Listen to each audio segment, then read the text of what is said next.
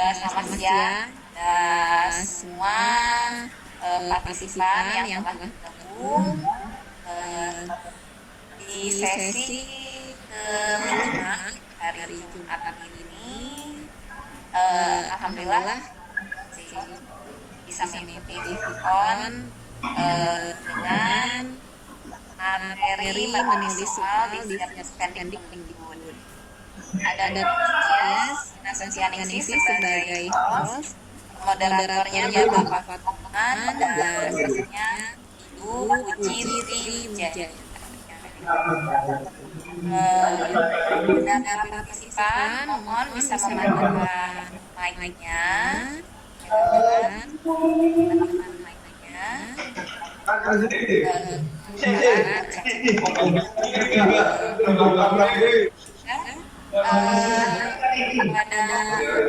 Pak Fatur. Sudah siap Pak Fatur? Sebentar Bu.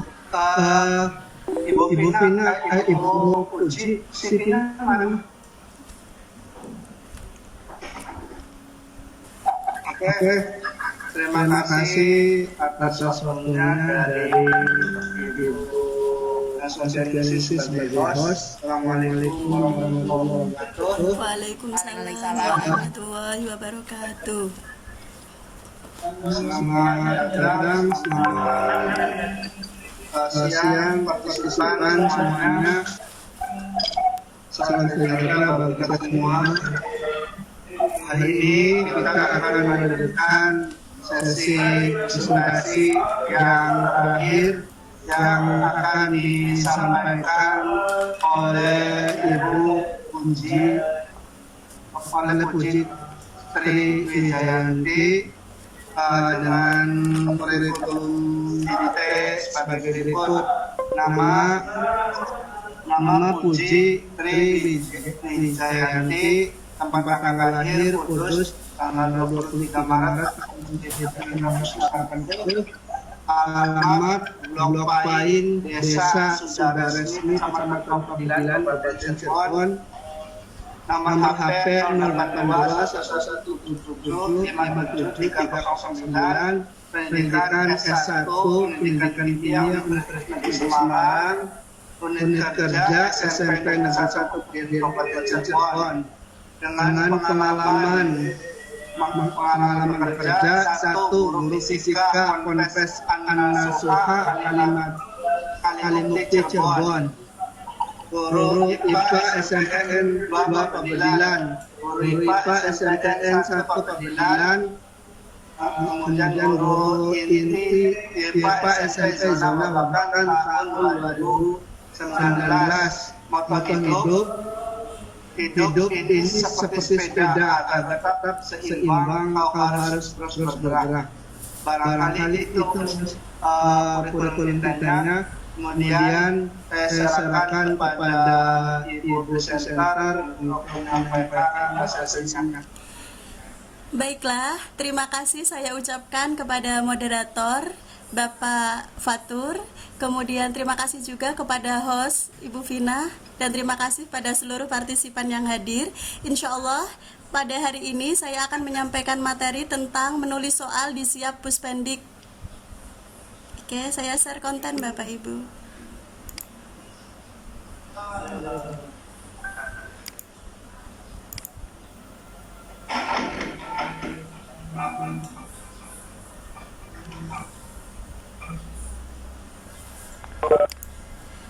Apakah PowerPoint-nya sudah terlihat Bapak Ibu? Sudah terlihat. Ya. Baiklah, kita mulai Bapak Ibu. Bismillahirrahmanirrahim.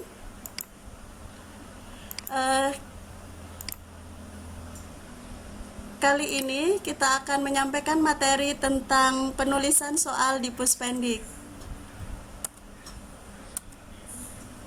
Sebelumnya saya ingat kata-kata tokoh Alvin Toffler yang kurang lebih katanya artinya seperti berikut ini, bahwa buta aksara di abad 21 itu bukanlah tentang siapa yang tidak bisa membaca dan siapa yang tidak bisa menulis, tetapi buta aksara pada abad 21 itu adalah tentang siapa yang tidak mau belajar, tidak mau membuang pembelajaran yang sudah tidak bermanfaat lagi, dan belajar kembali hal-hal yang baru sesuai dengan kemajuan zaman.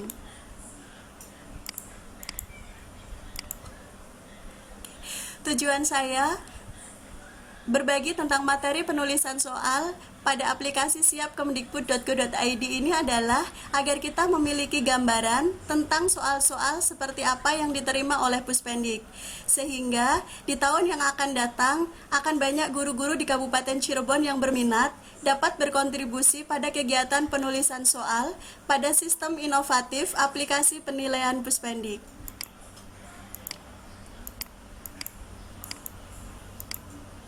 Mungkin di benak Bapak Ibu timbul pertanyaan, apa sih penulisan soal di Siap Puspendik?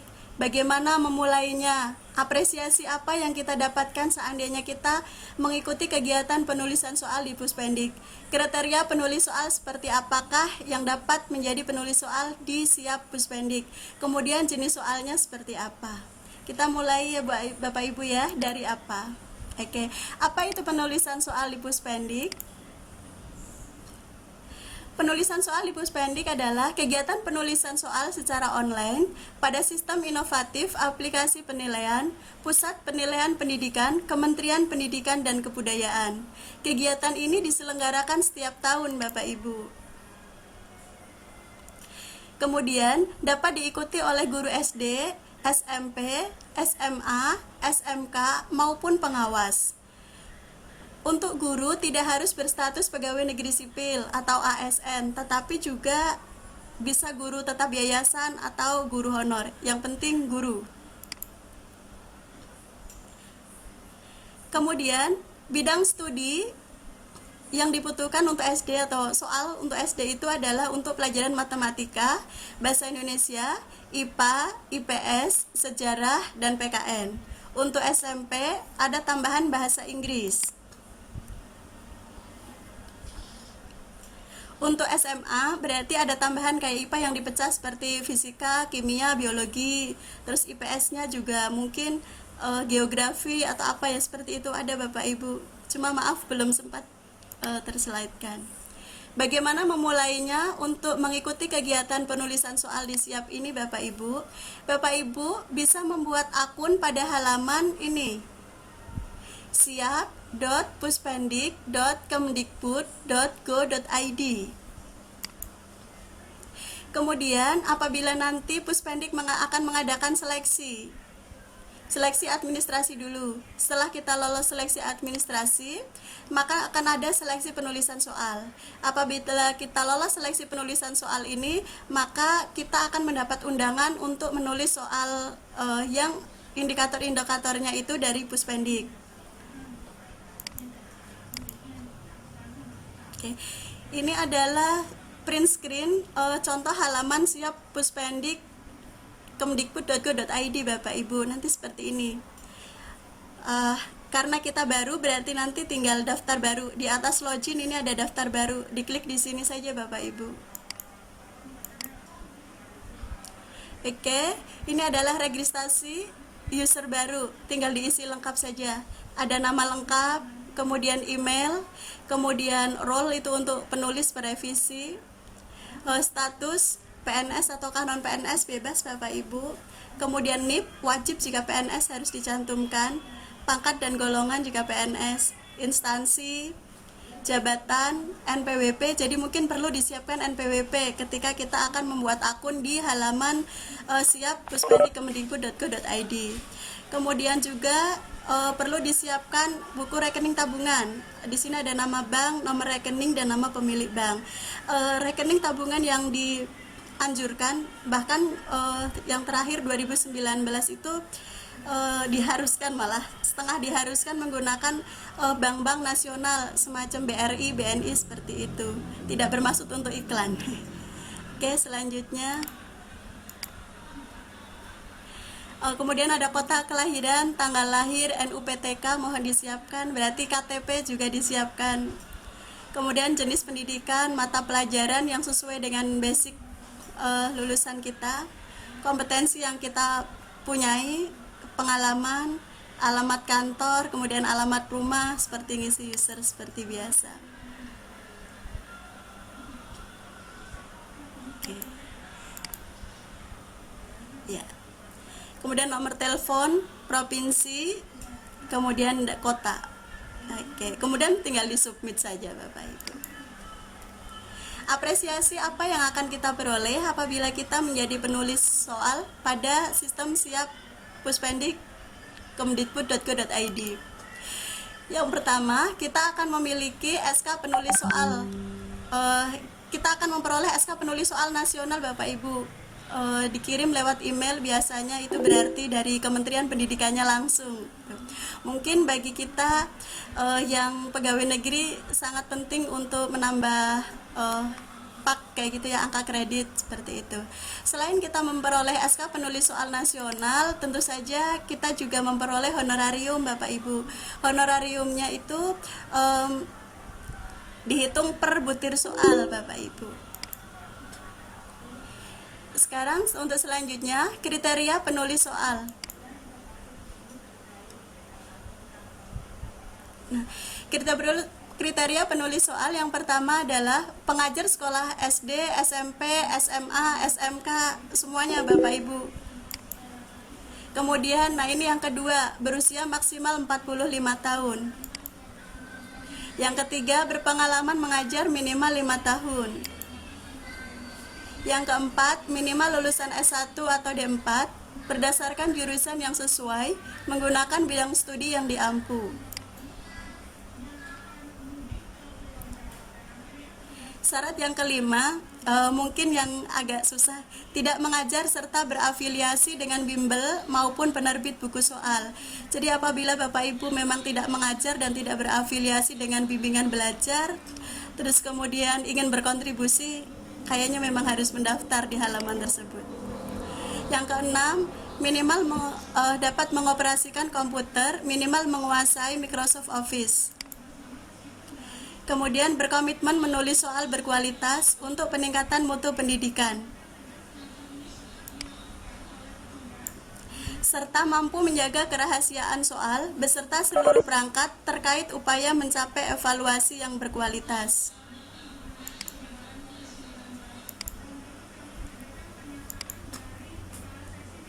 Jenis-jenis soal yang ditugaskan kepada kita apabila kita sudah menjadi penulis soal seperti biasa Bapak Ibu.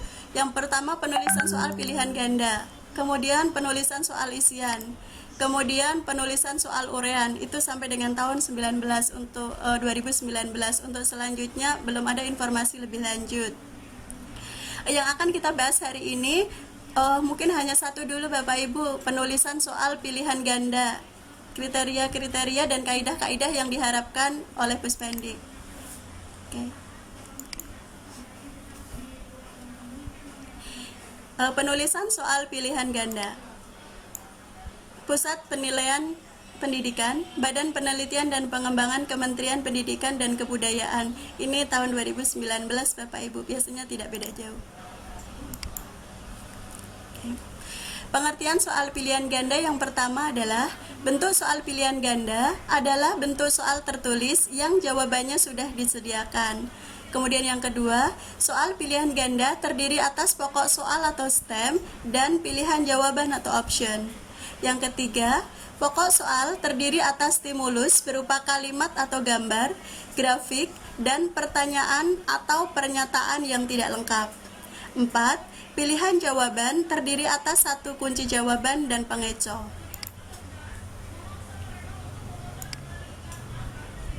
Contoh soal pilihan ganda. Tono, Budi, dan Andi membeli alat-alat tulis yang sama di sebuah toko. Tono membeli 2 buah buku tulis, 1 pena, dan 1 pensil dengan membayar Rp11.000. Budi membeli 1 buku tulis, 1 pena dan 1 pensil dengan harga Rp7.000. Andi membeli 3 buku tulis dan 2 pena. Ia membayar seharga Rp16.000. Jika banyak buku tulis, pena dan pensil yang mereka beli berturut-turut dinyatakan dengan X, Y, dan Z, model matematika dari permasalahan tersebut adalah... Ini termasuk dengan pokok soal. Option A, B, C, D, E ini adalah pilihan jawaban atau option. Pokok soal terdiri dari 2, stimulus dengan pertanyaan atau pernyataan yang tidak lengkap. Ceritanya ini adalah stimulusnya, dan ini adalah pertanyaan atau pernyataan yang tidak lengkapnya. Ini adalah optionnya terdiri dari 1 kunci jawaban dan 4 pengecoh yang lain.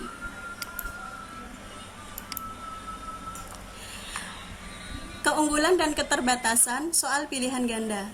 Keunggulannya, yang pertama mengukur berbagai jenjang kognitif. Yang kedua, penskorannya mudah, cepat, objektif, dan dapat mencakup ruang lingkup bahan materi atau bahan pembelajaran yang luas. Yang ketiga, sangat tepat untuk ujian yang pesertanya sangat banyak atau sifatnya massal. Keterbatasannya, yang pertama, memerlukan waktu yang relatif lama untuk menulis soalnya. Yang kedua, sulit membuat pengecoh yang homogen dan berfungsi. Yang ketiga, terdapat peluang untuk menebak kunci jawaban. Kaidah penulisan soal pilihan ganda menurut Puspendik terdiri dari 16 kaidah. Hal materi terdiri dari 3 kaidah, konstruksi 9 kaidah, dan bahasa 4 kaidah. Oke, ini materi terdiri dari 3 kaidah. Nanti sekalian contoh soalnya Bapak Ibu. Oke. Konstruksi 1, 2, 3, 4, 5, 6, 7, 8, 9 kaidah. Bahasa 1, 2, 3, 4 kaidah. Oke, kita akan bahas satu-satu nanti. Hal-hal penting yang perlu diperhatikan dalam penulisan soal. Yang pertama, soal tidak boleh menyinggung suku, agama, ras, golongan, atau sara. Yang kedua, soal tidak boleh bermuatan politik, pornografi, promosi produk komersil atau iklan, atau instansi, nama sekolah, nama wilayah, kekerasan, dan bentuk lainnya yang dapat menimbulkan efek negatif atau hal-hal yang dapat menguntungkan atau merugikan kelompok tertentu. Kita akan membahas 16 kaidah. Kaidah yang pertama adalah soal harus sesuai dengan indikator soal dalam kisi-kisi. Contoh indikator yang disediakan oleh Puspendik adalah sebagai berikut. Disajikan sebuah gambar lingkaran yang di dalamnya terdapat sebuah persegi dengan titik sudut berada di sekeliling lingkaran. Peserta didik dapat menentukan cara menghitung luas lingkaran jika diketahui panjang sisi persegi tersebut. Berikutnya adalah contoh soal yang ceritanya dibuat oleh penulis soal dengan mengikuti indikator yang disediakan oleh Puspendik. Dengan contoh soal seperti ini, hasil pembuatan soalnya seperti ini. Perhatikan gambar berikut, bla bla bla dan seterusnya. Menurut Puspendik, soal ini dianggap belum sesuai dengan indikator dalam kisi-kisi. Mari kita bahas Bapak Ibu. Di sini misalnya dari indikator disajikan sebuah gambar lingkaran yang di dalamnya terdapat sebuah persegi dengan titik sudut yang berada di keliling lingkaran. Sudah sesuai. Kemudian peserta didik dapat menentukan cara menghitung luas lingkaran. Berarti ini adalah untuk pertanyaannya atau pernyataan yang tidak lengkapnya. Nah, di soal ini pernyataan yang tidak lengkapnya, luas daerah lingkaran yang diarsir adalah titik-titik. Padahal yang diminta indikator adalah dapat menentukan cara menghitung luas lingkaran. Jadi menurut Puspendik ini dianggap belum sesuai dengan indikator soal dalam kisi-kisi. Oke, perbaikannya adalah sebagai berikut. Contoh soal yang lebih baik. Hampir sama, diganti berarti masalahnya ada di sini. Karena indikatornya cara, maka kita membuat soalnya juga harus cara. Berarti cara menghitung luas lingkaran berdasarkan gambar adalah titik-titik A, B, C, D, dan seterusnya. Bukan angka tetapi caranya. Misalnya kuncinya setengah panjang AC dipangkatkan 2, setengah panjang AC dipangkatkan 2. AC diagonal setengahnya berarti jari-jari dipangkatkan 2 lalu dikali dengan bilangan pi, berarti pi r kuadrat. Ini yang sesuai ya Bapak Ibu, jadi kuncinya A. Kurang lebih seperti itu yang agak panjang. Oke, kaidah selanjutnya. Pilihan jawaban harus homogen dan logis ditinjau dari segi materi. Ini adalah contoh soalnya. Contoh soal ini dianggap belum logis dan belum homogen. Kenapa soal ini dianggap belum homogen? Kita lihat Bapak Ibu, kalau melihat dari gambarnya ini berfungsi karena dipakai. Struktur bumi pada lapisan X adalah seandainya nggak ada gambar, peserta didik tidak bisa mengerjakan. Tetapi dari mana tidak homogennya atau tidak logisnya? Kita lihat A, B, C semuanya ada di dalam bumi, tetapi yang D jawabannya atmosfer bumi ada di sini kan, berarti ya. Nah, maka itu dianggap tidak logis atau tidak homogen. Maka akan lebih baiknya jika C itu diganti inti luar bumi, yang D inti dalam bumi. Jadi keempat jawaban yang disediakan itu semuanya ada di sini. Selanjutnya, kaidah yang ketiga, setiap soal harus mempunyai satu jawaban yang benar. Ini adalah contoh soalnya.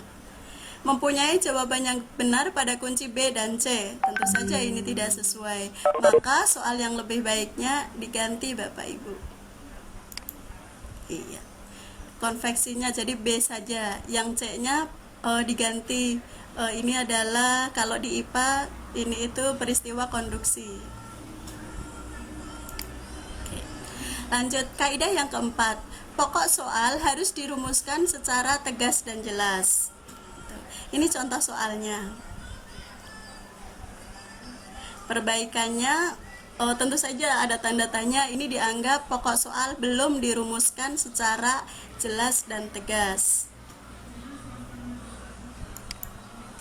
Nah, ini akan lebih baik apabila seperti ini, pokok soalnya diganti. Selanjutnya, yang keempat, ini sama, hanya dalam bahasa Inggris. Oke, kemudian kaidah yang kelima, rumusan pokok soal dan pilihan jawaban harus merupakan pernyataan yang diperlukan saja. Istilahnya tidak perlu ngayal-ngayal lah, seperti itu Bapak Ibu. Jadi sesuai dengan efektif, efisien, seperti itu saja. Ini contoh soalnya. Diperbaiki seperti ini. Barangkali Bapak Ibu membutuhkan filenya, boleh nanti saya kirim. Oke. Selanjutnya kaidah yang keenam. Pokok soal tidak boleh memberi petunjuk ke arah jawaban yang benar. Ini contoh soalnya Bapak Ibu. Kemiskinan dan ketimpangan ekonomi merupakan salah satu persoalan sosial di daerah perkotaan. Banyak data menunjukkan ketimpangan ekonomi mengalami lonjakan yang tajam disebabkan pertumbuhan ekonomi yang tidak simetris. Pada kelompok yang memiliki akses, kondisi ini tetap menghasilkan keuntungan dan menumpuk kekayaan. Sementara kelompok yang belum tersentuh pembangunan ekonomi secara merata tidak mempunyai kemampuan untuk merubah keadaan. Dampak dari permasalahan tersebut, yang kaya makin kaya dan yang miskin semakin terjebak dalam lingkaran kemiskinan. Salah satu faktor penyebab ketimpangan sosial di perkotaan adalah titik-titik. Ini sudah kelihatan, sudah ada petunjuk aksesnya itu. Nah, kemudian diganti dengan yang lebih baik seperti ini. Kemiskinan dan ketimpangan ekonomi merupakan salah satu persoalan sosial di daerah perkotaan. Banyak data menunjukkan ketimpangan ekonomi mengalami lonjakan yang tajam disebabkan pertumbuhan ekonomi yang tidak simetris. Pada kelompok yang memiliki akses, kondisi ini tetap menghasilkan keuntungan yang menumpuk kekayaan. Sementara kelompok yang belum tersentuh fasilitas tidak mempunyai kemampuan untuk merubah keadaan. Dampak dari permasalahan tersebut, yang kaya makin kaya dan yang miskin makin terjebak dalam lingkaran kemiskinan. Salah satu faktor penyebab ketimpangan sosial di perkotaan adalah titik-titik. Kuncinya C. Kaidah yang ketujuh, pokok soal jangan mengandung pernyataan yang bersifat negatif ganda. Puspandik sebenarnya masih mentolerir untuk ada pernyataan negatif, contoh kecuali, tapi hanya satu, jangan ada dua. Tentu saja lebih baik jika tidak ada kecuali. Ini adalah contoh soalnya. Berikut ini bukan merupakan sifat dari larutan asam, kecuali sudah ada kadar negatif bukan di depan, di belakangnya masih ada kecuali lagi, jadi ada negatif ganda. Oke. Contoh soal yang lebih baik. Berikut ini yang merupakan sifat dari larutan asam adalah, ini lebih baik karena malah tidak mengandung pernyataan negatif, tetapi masih boleh negatif, hanya tidak boleh ganda. Kemudian kaidah yang ke-8, panjang rumusan pilihan jawaban harus relatif sama. Ini contoh soalnya. Kalau kita lihat pilihan jawabannya, pilihan jawaban D itu panjangnya berbeda dengan A, B, C, dan E. A, B, C, dan E relatif sama panjangnya, sedangkan D ini cenderung panjang banget. Nah, itu sebaiknya dihindari. Nah, akan diganti contoh dengan soal yang lebih baik yang memiliki opsi A, B, C, D, dan E memiliki pilihan jawaban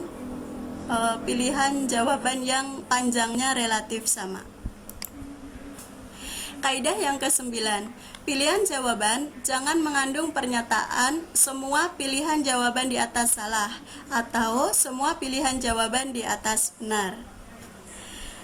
Contoh opsi D dan E, ini ada pernyataan semua jawaban di atas benar, semua jawaban di atas salah. Ini tidak direkomendasikan oleh Puspendik Bapak Ibu, jadi kita tidak boleh untuk membuat soal dengan D dan E seperti ini. Oke, pilihan diperbaiki, misalnya seperti ini. Selanjutnya, kaidah ke-10, pilihan jawaban yang berbentuk angka atau waktu harus disusun berdasarkan besar kecilnya nilai angka tersebut atau kronologisnya. Contoh soalnya, hasil dari 4 pangkat 3 adalah, misalnya jawabannya A, B, C, dan D. Pilihan A7, 64, 12, dan 81. Ini kurang direkomendasikan. Sebaiknya disusun dari kecil ke besar atau besar ke kecil. Meskipun untuk pengecoh, pilihan ini sangat bagus sekali karena ini tidak asal. Kadang-kadang beberapa dari kita, beberapa guru juga itu masih membuat soal misalnya 4 pangkat 3. Misalnya yang benar jawabannya 64, jadi yang A-nya 6,4, B 64, C 640, D 6400. Itu sama sekali harus sangat dihindari. Tetapi kita harus berpikir, seandainya anak itu belum paham perpangkatan, maka mereka mungkin akan menjawab perpangkatan itu dengan penjumlahan misalnya. Nah, maka A itu memprediksi bahwa peserta didik itu belum mengerti perpangkatan, tetapi sehingga dia mengerjakan soal ini dengan ditambahkan 4, harusnya 4 pangkat 3 tapi dikerjakan 4 tambah 3. Maka mereka menjawab 7. Jadi sebenarnya mereka tidak ngarang, mereka mikir, hanya mereka belum paham seperti itu. Kemudian yang B ini adalah untuk peserta didik yang memang sesuai dengan kunci. Yang C 12. Oh, peserta didik entah lupa, entah belum paham 4 pangkat 3 yang seharusnya 4 kali 4 kali 4, tapi mungkin karena belum paham atau lupa dikerjakannya 4 kali 3 sehingga jawabannya 12. Maka kalau buru-buru 12, ada jawabannya, sudah langsung senang gitu. Padahal belum tepat. Kemudian yang D 81. Oh, kenapa ini jawabnya 81? Mungkin memprediksi peserta didik sebenarnya sudah paham, dia hanya kebalik, harusnya 4 pangkat 3, mengerjakannya 3 pangkat 4. 3 kali 3 kali 3 kali 3 sehingga hasilnya 81.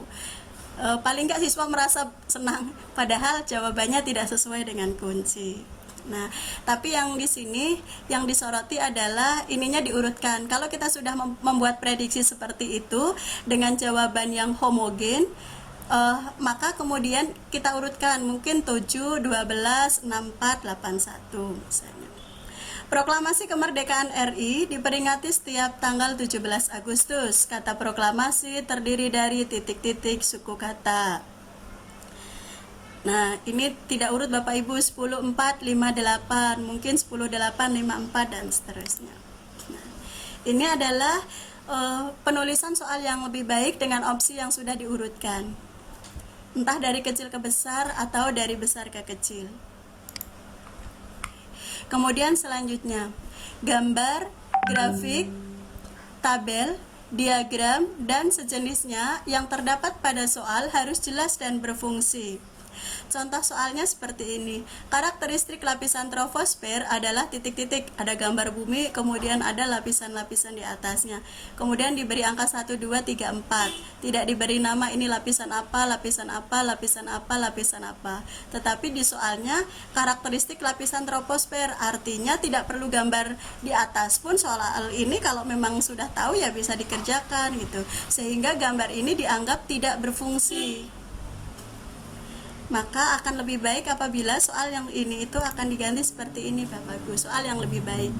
Seandainya kita tidak memberi nama lapisan-lapisannya, maka di sininya juga jangan diberi nama, tetapi karakteristik lapisan 1 seperti pada gambar adalah titik-titik, misalnya kuncinya A. Selanjutnya adalah kaidah 12. Butir soal tidak boleh tergantung pada jawaban soal sebelumnya.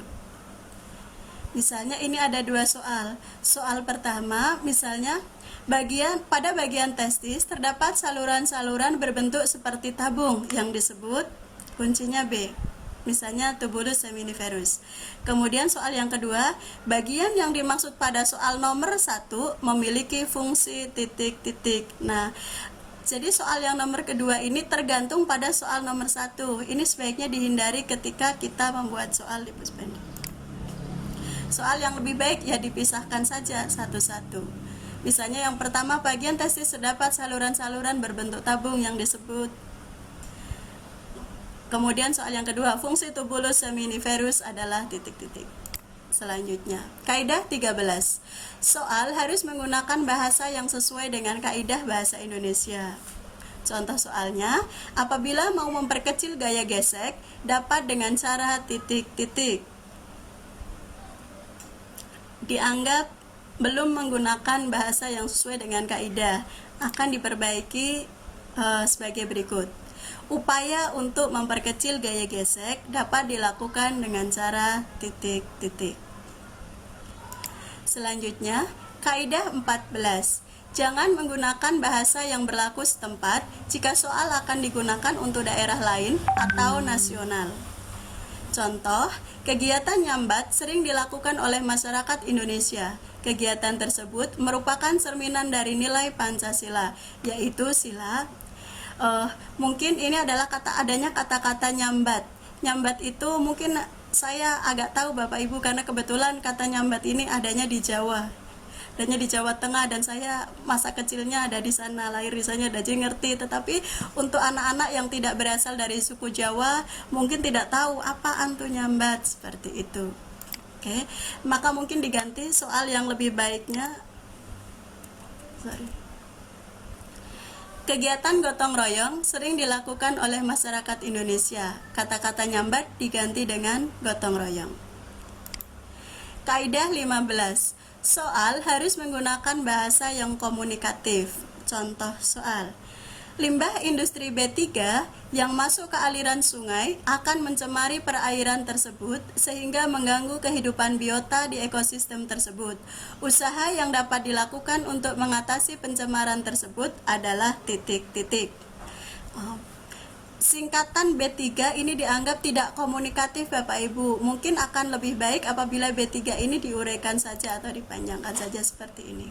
Contoh soal yang lebih baik, B3-nya diganti bahan berbahaya dan beracun. Jadi langsung saja, limbah industri yang termasuk kategori bahan berbahaya dan beracun apabila masuk ke aliran sungai akan mencemari perairan tersebut sehingga dapat mengancam kelestarian biota di ekosistem tersebut dan seterusnya.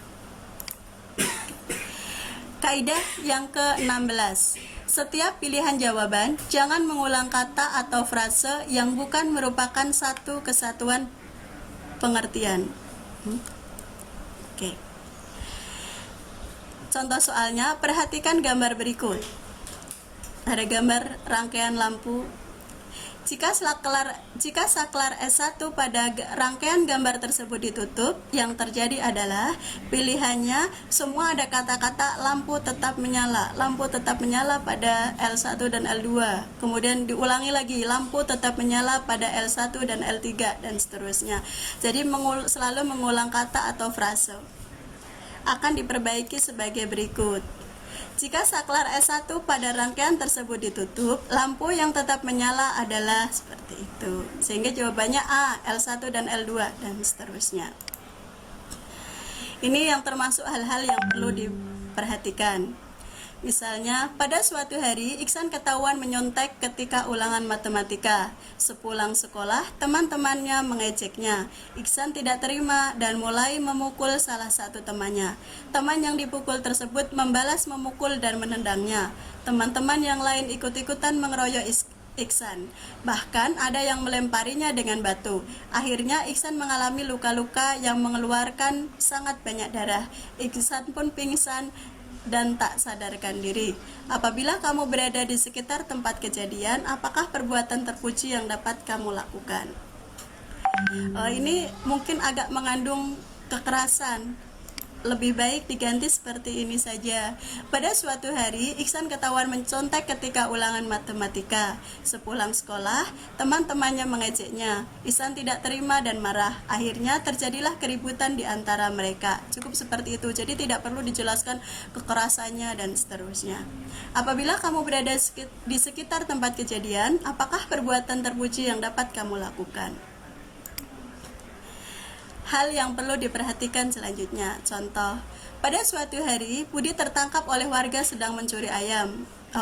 Pada suatu hari Budi tertangkap oleh warga sedang mencuri ayam tetangganya.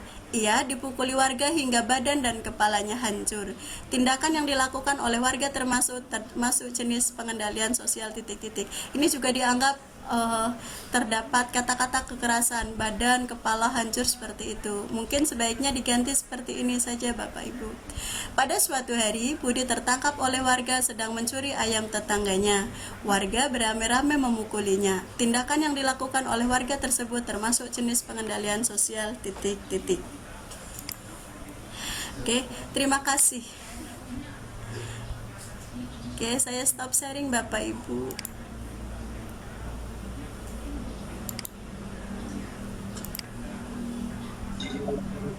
Setelah menyampaikan materinya, resolusinya kepada semua. Barangkali Bapak Ibu partisipan, barangkali ada pertanyaan, silakan kami buka pertanyaan.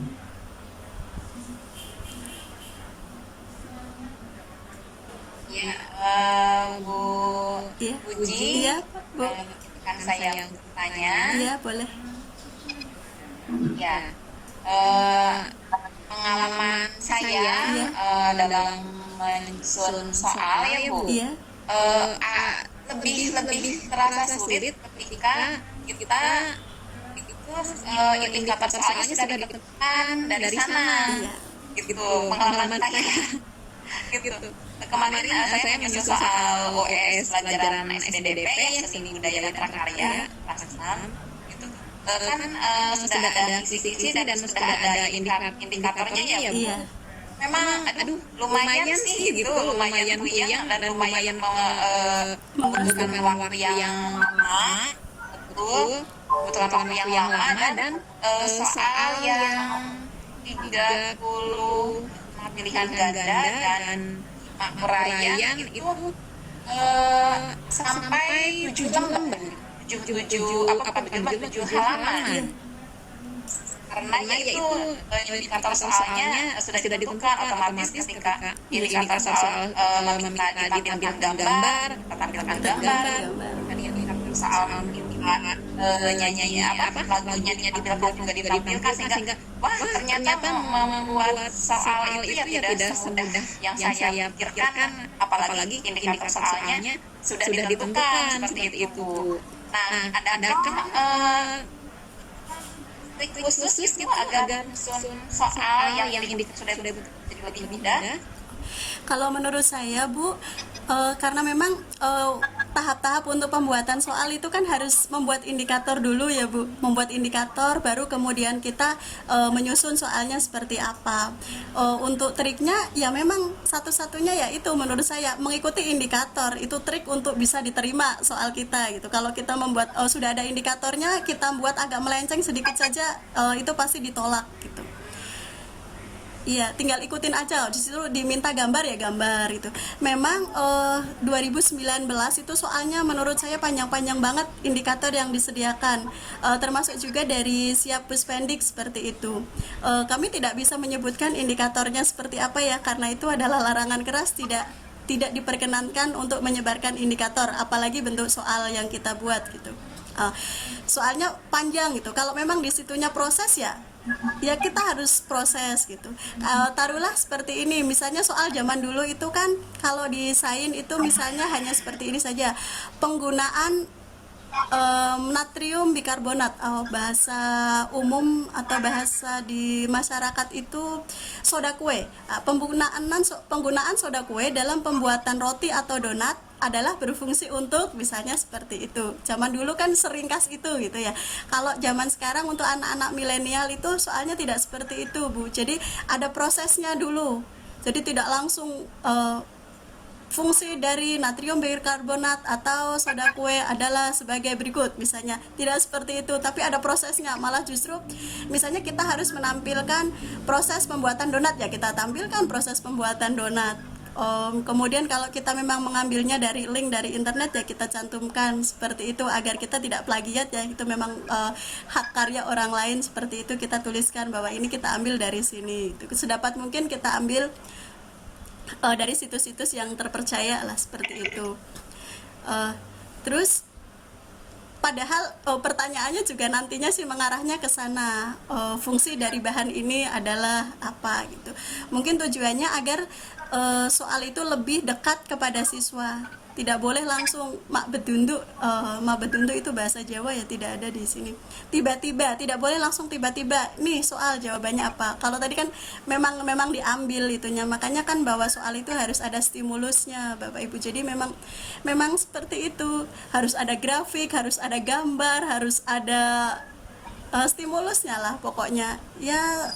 Triknya memang hanya itu Bapak, menurut saya Bapak Ibu, tapi barangkali Bapak Ibu kita diskusi bersama ya, barangkali ada yang punya pendapat lain gitu. Kalau triknya mau soal kita diterima atau dipakai ya harus mau tidak mau mengikuti indikator seperti itu, tidak bisa tidak. Kalau memang harus suruh resep ya resep, kalau harus suruh bercerita ya ceritanya satu paragraf ya satu paragraf, jangan lebih gitu. Kalau disuruh ceritanya misalnya sekian kata ya kita ikuti aja sekian kata, seperti itu sih Bu Vina menurut saya. Barangkali ada yang bertanya, barangkali ada lagi Bapak Ibu. Oh ya, Angga. Barangkali ada yang bertanya lagi, silakan Ibu. Apa lupa barangkali mau bertanya? Atau Ibu Tati, Bu Linda.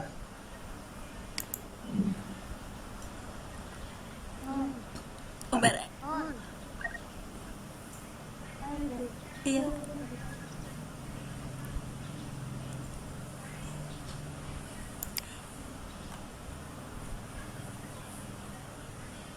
Mangga Bu Winda, tahun ini dan tahun selanjutnya barangkali sudah punya pengalaman 5 tahun mengajar untuk ikut seleksi di penulisan soal Bapak Ibu. Ya, sambil menunggu dari yang lainnya Bu, Iya. boleh saya bertanya lagi? Boleh Bu. Ya, apakah pendaftaran di apa Siap Puspendik ya. Puspendik ada tiap tahun atau bagaimana? Biasanya pada bulan apa gitu? Iya. Kalau setahu saya berarti saya mendaftar itu tahun 2017 Bu. Waktu tahun 2017 itu bahkan di-share oleh Dinas Pendidikan. Kalau di tingkat SMP, maksudnya berarti di dasar gitu ya, SD SMP gitu. Itu di-share ke seluruh kepala sekolah, termasuk kepala sekolah saya nge-share. Jadi tahun 2017 itu saya daftar karena dapat informasi dari kepala sekolah seperti itu. Iya. Untuk selanjutnya, tapi tahun 2017 itu saya tidak lolos administrasi. Kemudian ikut seleksi penulisannya, tetapi tidak lolos, Bapak Ibu tidak lolos. Saya ikut seleksi penulisan tetapi tidak lolos. Tahun depannya, waktu itu bulan sekitar Februari, saya iseng-iseng buka situs itu saja. Ternyata di situ ada undangan untuk mengikuti seleksi lagi seperti itu. Jadi menurut saya sih yang penting mendaftar dulu. Setelah mendaftar, akun kita akan dikunci oleh Puspendik. Nah, ketika Puspendik memang mengadakan seleksi, nanti akan dibuka. Biasanya ada pemberitahuan lewat email seperti itu. Tahun 2018 sekitar bulan Februari. Ya, tahun 2019 Puji tidak dapat email untuk mengikuti seleksi. Jadi pas 2019-nya 2018 lolos, 2019-nya itu langsung dapat undangannya menulis seperti itu. Dan untuk apresiasi yang kita terima, Bu, tadi kan soal, Oh iya. soal kayaknya. Iya, aduh, disebutkan di sini nggak apa-apa tah. Oh, tidak. Untuk ini aja apa namanya tuh stimulus ke kita keluarga. Oh, ikut. Iya, kemarin Puji tahun 2019 itu mengerjakan sampai 3 tahap, Bu. Tahap 1, tahap 2, tahap 3. Kebetulan kepanggil terus, itu mungkin rezeki gitu ya. Itu sekitar, saya membuat sekitar 200 soal, uangnya sekitar 6. Oh, 200 soal. Iya. Keren. Ya, 200 soal tapi 3 tahap tuh, Bu. Misalnya tahap pertama itu 60, tahap kedua 80, tahap ketiga Desember, misalnya itu punya sekitar 200 lebih, 200 gitu. Tapi saya nggak punya satupun soal, Bu, karena memang saya ingin jujur gitu. Maksudnya memang tidak boleh menyebarluaskan, tidak, indikator juga tidak saya simpan. Pokoknya saya tidak mau punya soal yang sudah saya kirimkan gitu. Pinginnya sih jujur, pinginnya cuma mengajak rekan-rekan guru yang lain gitu untuk berpartisipasi kalau memang tidak berafiliasi dengan bimbingan belajar gitu. Termasuk kemarin ada yang nawarin untuk jadi bimbel juga saya tidak berani nerima gitu. Ya karena hal itu takut sayanya ke bawah, ini aja ini gitu. Maksudnya ke bawah kayak gitu, ya udahlah, tidak usah, bismillah aja gitu. Ya lumayan lah, ya. Tahun kemarin ya berarti kalau 6 dibagi 230. Ya, satu soalnya segitulah. Ya. Barangkali ada yang tanya lagi?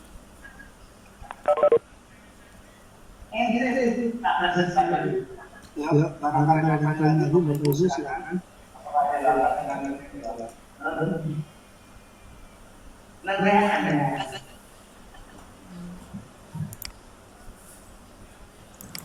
Bapak Ali, barangkali mau tanya.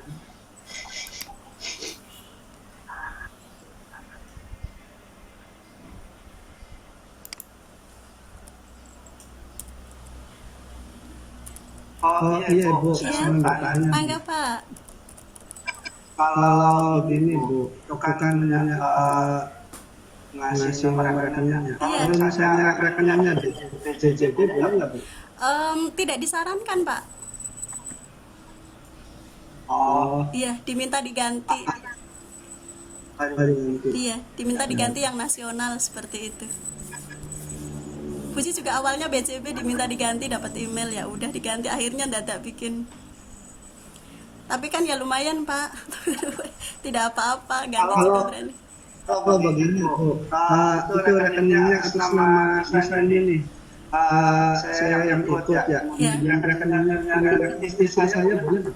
Atau harus rekening saya? Setahu saya sih kemarin itu Pak, nama sendiri. Oh, Iya. Anak. Ya, sama-sama.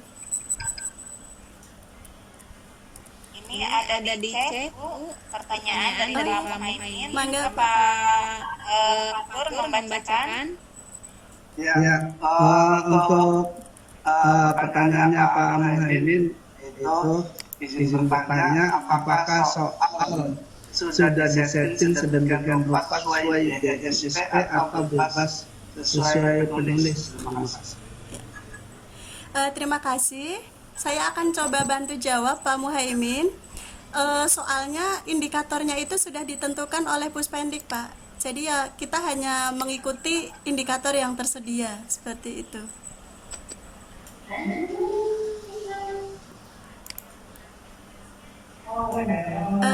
Atau ini apa sesuai tidak ya Pak? Cukup atau barangkali bagaimana Pak Muhaimin? Berarti sudah disetting kan? Iya sudah disetting. Ya.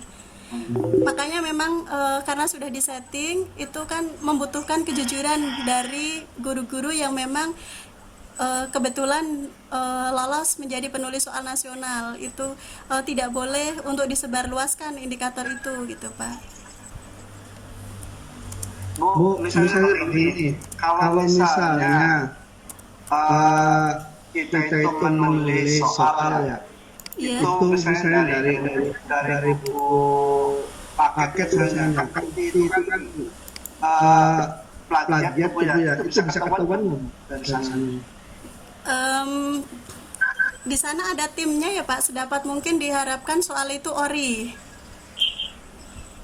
Kalau bisa sih dimodifikasi saja Pak, kan paling nggak kalau sudah modifikasi itu tidak sama persis gitu, jangan sampai sama persis lah.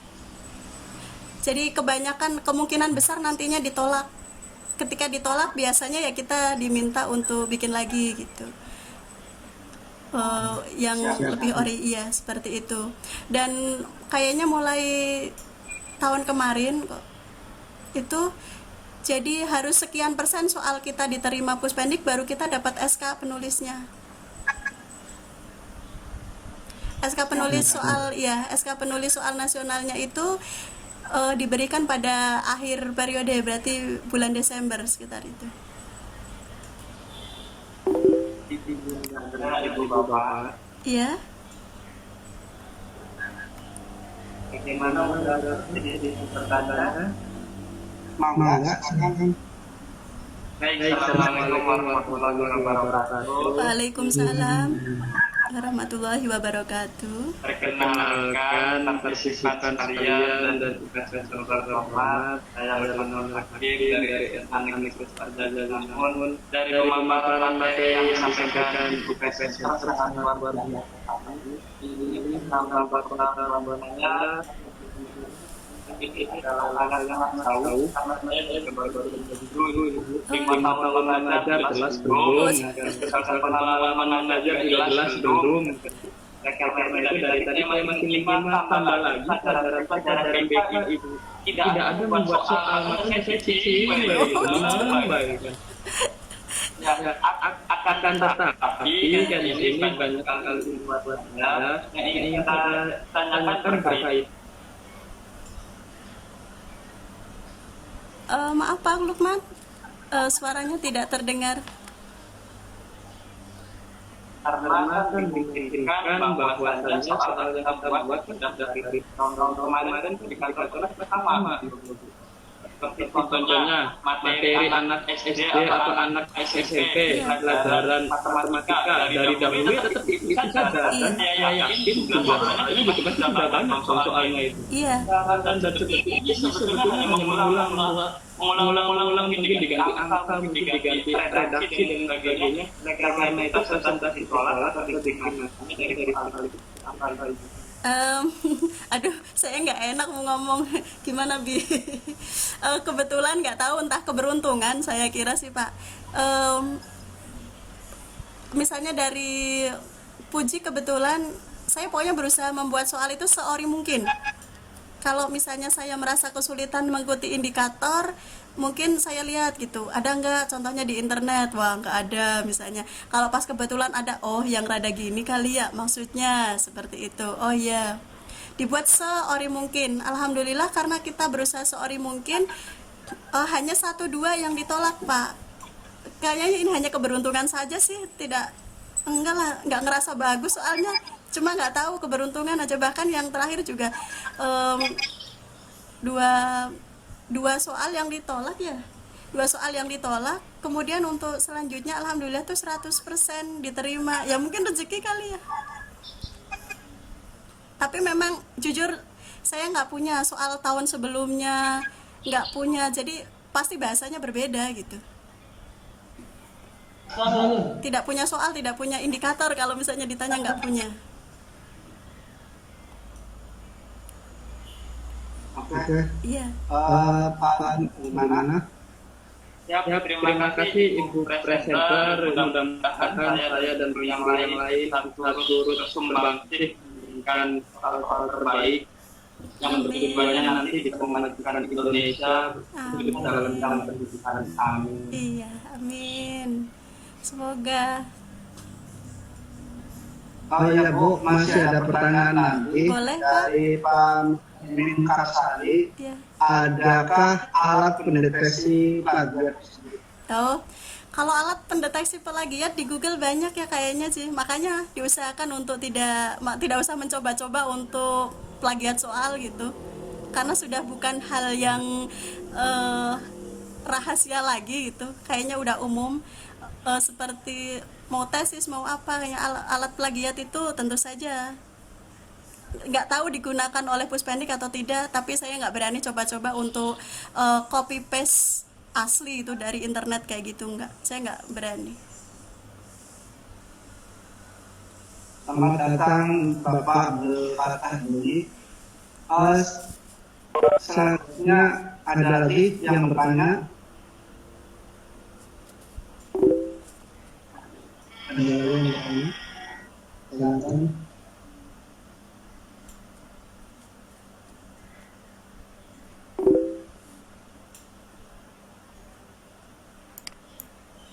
Barangkali dari Ibu Os, Ibu Vina. Ya, mangga Pak Fatur untuk memberikan kesempatan untuk closing statement pada Ibu Puji. Ya, sudah. Terima kasih Ibu Puji Tri Wijayanti telah menyampaikan pemaparannya yang sangat luar biasa, yang sangat memotivasi kami untuk selalu berinovasi dan berinovasi untuk dalam pembuatan soal. Karena sekarang kita itu dituntut untuk membuat soal di sekolah-sekolah kita, membuat soal yang sekiranya ada peraturan kurikulum 2013 yaitu menggunakan soal yang kos. Maka salah satunya untuk mendapatkan ilmu daripada pembuatan soal adalah mengikuti kegiatan yang seperti ini. Luar biasa banyak. Saya berikan kesempatan kepada Ibu Puji Tri Wijayanti untuk memberikan closing statement terakhir atau kata-kata penyemangat buat kami. Ya. Terima kasih Bapak Ibu yang saya hormati. Pusat Penilaian Pendidikan Kementerian Pendidikan dan Kebudayaan telah memfasilitasi kita dengan situs siappuspendik.kemendikbud.go.id.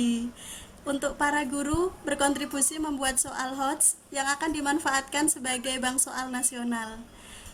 Mari kita manfaatkan untuk meningkatkan karir dan keprofesionalan kita dalam hal ini membuat soal-soal. Tentu saja dengan patuh mengikuti aturan-aturan yang telah ditetapkan oleh Pusat Penilaian Pendidikan. Demi kemajuan, demi perbaikan, evaluasi untuk anak didik kita. Terima kasih. Terima kasih Ibu Puji. Selanjutnya saya serahkan kepada host Ibu Vina Sofianingsih atas nama saya moderator mengucapkan terima kasih. Apabila ada kesalahan atau kekurangan dari saya pribadi, saya mohon maaf.